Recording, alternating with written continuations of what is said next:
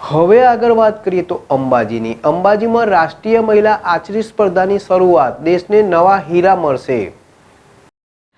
યાત્રાધામ અંબાજીમાં આજથી રાષ્ટ્રીય મહિલા આર્ચરી સ્પર્ધાનો પ્રારંભ કરાયો છે। એનટીપીસી ખેલો ઇન્ડિયા નેશનલ રેન્કિંગ અને વિમેન્સ આર્ચરી ટુર્નામેન્ટનું અંબાજી ખાતે સૌ પ્રથમ વખત આયોજન હાથ ધરવામાં આવ્યું છે। આ સ્પર્ધામાં 28 રાજ્યો અને 8 કેન્દ્રશાસિત પ્રદેશોની 500 ઉપરાંત મહિલાઓએ આ આર્ચરી સ્પર્ધામાં ભાગ લીધો છે। આ સ્પર્ધા અંબાજીના જીએમડીસી ગ્રાઉન્ડ ખાતે 3 દિવસ ચાલશે। આ સ્પર્ધામાં આજે ક્વોલિફિકેશન રાઉન્ડની શરૂઆત રાજ્યના મુખ્યમંત્રી ભૂપેન્દ્રભાઈ પટેલના હસ્તે કરાઈ છે। આવતીકાલે એપ્રિલ ટોપ 16 નોકઆઉટ રાઉન્ડ અને 10 તારીખે મેડલ સેરેમની મેચ યોજાશે।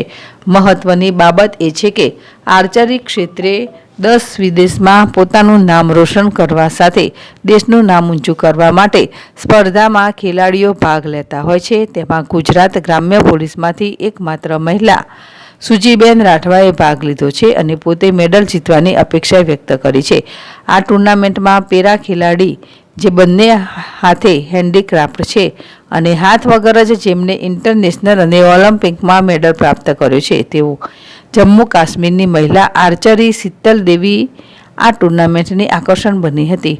બંને હાથ ન હોવા છતાં તીર નિશાના પર ટાંકવાની વિશેષ આવડત તેમનામાં છે।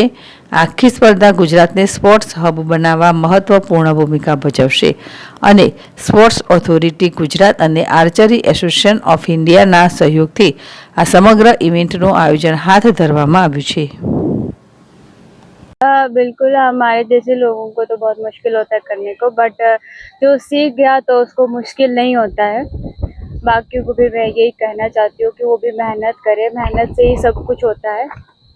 ज़्यादा से ज़्यादा मेहनत करे और गेम खेले और अपने देश के लिए मेडल जीते। आप कितने टाइम से इस कार्य इसमें उत्साह है और कितने टाइम से भाग हिस्सा ले रहे हैं? मैं 3 साल हुए मुझे आर्चरी करते हुए। मैंने इंटरनेशनल मेडल लिए है, ओलंपिक मेडल है मेरे पास, मिक्स टीम ब्रॉन्ज मेडल है। इस बार की क्या ख्वाहिश है? हमारी पूरी मेहनत रहेगी कि हम यहाँ पे भी मेडल जीतें। पूरी अपनी तरफ से पूरी कोशिश